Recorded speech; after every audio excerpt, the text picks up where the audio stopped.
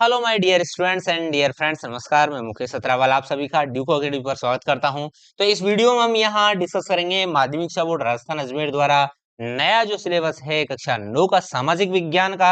आज जैसा कि आप सभी को पता है एनसीईआरटी ने अभी हाल ही में सभी कक्षाओं के जो सेकेंडरी एजुकेशन के जो क्लासेस है उन सभी का सिलेबस है वो घटा दिया है, कई चीजें हटा दी हैं, कई चीजें अपडेट कर दी है। तो उसी को देखते हुए माध्यमिक शिक्षा बोर्ड राजस्थान अजमेर ने भी अपडेटेड सिलेबस है वो जारी किया है। तो यहाँ उसी अपडेटेड सिलेबस को हम डिस्कस करेंगे कि भाई कौन सा सिलेबस, कौन सा टॉपिक है हमारे सिलेबस में है, कौन सा हटा दिया गया है, क्या पढ़ना है क्या नहीं पढ़ना है, कौन सा सिलेबस पे हमें ज्यादा जोर देना है, कौन से सिलेबस में कौन से चैप्टर में है कुछ ज्यादा मार्क्स के क्वेश्चंस हैं वो आएंगे, या फिर हमें क्या सीखना है। तो इन सभी चीजों का हम यहाँ आपके साथ डिस्कस करेंगे। और इससे पहले यदि चैनल पे नए हैं, हम वीडियो चालू करें उससे पहले यदि चैनल पे आप नए हैं, पहली बार वीडियो देख रहे हैं, तो चैनल को सब्सक्राइब कीजिए एवं वीडियो को लाइक करके आपके अपने दोस्तों के पास शेयर कर सकते हैं यदि वो आपकी सेम ही क्लास 9th में ही पढ़ते हैं। तो यदि ये वीडियो उनके लिए यूजफुल है तो आप फटाफट से व्हाट्सएप पे लिंक शेयर कर सकते हैं। ओके, स्टार्ट करते हैं हमारा ये वीडियो।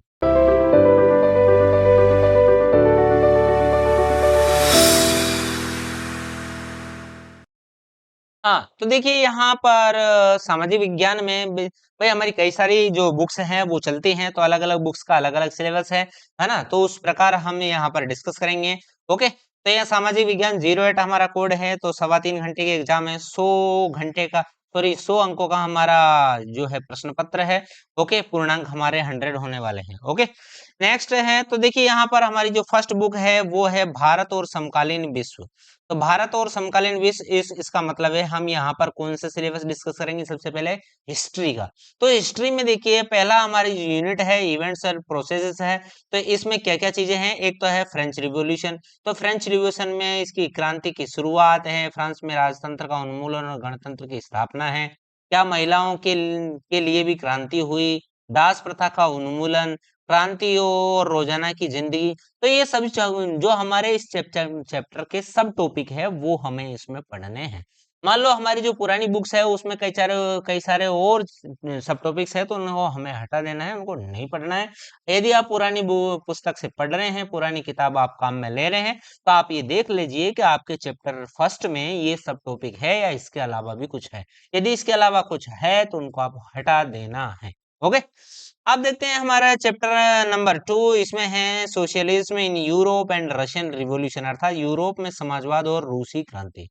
तो इसके हमारे जो सब टॉपिक्स है वो आपको यहाँ पर आप चेक कर लीजिए, वीडियो रोक के आपकी पुस्तक में देख लीजिए कि भाई ये जो हमारे टॉपिक्स हैं, एज ऑफ सोशल चेंज है, रशियन रिवॉल्यूशन है, द फेब्रुअरी रिवॉल्यूशन इन पेट्रोगार्ड है, और आगे what change after October, global influence of Russian revolution and the USSR. तो ये सब टॉपिक आपके इस पाठ्य पुस्तक में पुरानी वाली में है या नहीं। भाई नई वाली है यदि आपकी 2023-24 की, तो फिर तो कोई दिक्कत ही नहीं है क्योंकि वो सेम ही है ना। आगे देखते हैं चैप्टर नंबर 3। इसमें है हम नाथसीवाद, Nazism and rise of Hitler. तो ये चैप्टर नंबर 3 में है, 6 अंकों का ये हमारा लेसन है, चैप्टर है। ओके, तो इसके हमारे सब टॉपिक ये। अब आते हैं हम यूनिट नंबर 2। तो यूनिट नंबर 2 में हमें क्या पढ़ना है, लाइवलीहुड, इकोनॉमिज्म एंड सोसाइटी, अर्थात जीविका, अर्थव्यवस्था और समाज। अब इसमें देखिए चैप्टर 4 है, उसमें वन्य समाज एवं उपनिवेशवाद है। ये 4 अंकों का आपका पाठ है, अध्याय है, चैप्टर है। आगे हैं आधुनिक विश्व के जो चरवाहे हैं, मतलब पास्टोरियलिस्ट्स इन द मॉडर्न वर्ल्ड है। तो ये 4 अंकों का पाठ है, इसमें घुमंतु चरवाहे और उनकी आवाजाही, उपनिवेशक शासन एवं चरवाहों का जीवन और अफ्रीका में चरवाहा जीवन। तो ये सभी चीजें हैं आपको चैप्टर नंबर 5 में पढ़नी है ना। अब देखते हैं हमारी जो भूगोल का है, हमने हिस्ट्री चेक की थी, यहाँ हम ज्योग्राफी चेक करेंगे कि हमारी जो कंटेम्पररी इंडिया 1 की जो ज्योग्राफी है इसमें हमें क्या क्या चीजें पढ़नी है। तो पहले तो पढ़ना हमें इंडिया साइज एंड लोकेशन है, फिजिकल फीचर ऑफ इंडिया है। इसके अलावा हम पढ़ेंगे क्या, ड्रेनेज पढ़ेंगे, क्लाइमेट पढ़ेंगे, natural vegetation and wild life पढ़ेंगे। ओके, आगे हमें यहाँ पर हम पढ़ेंगे क्या, पॉपुलेशन।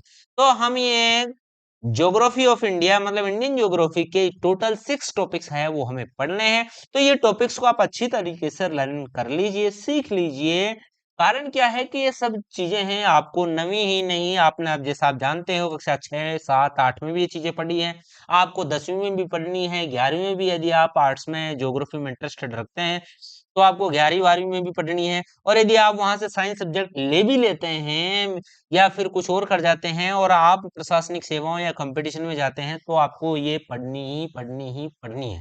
ओके, तो इसलिए आपको इनको अच्छी तरीके से आप सीख लीजिए, इनको लर्निंग है बिल्कुल कंप्लीट कर लीजिए ताकि आपको लाइफ टाइम आपके यूजफुल हो सके, यदि आपको जिंदगी में कुछ अच्छा मुकाम हासिल करना है।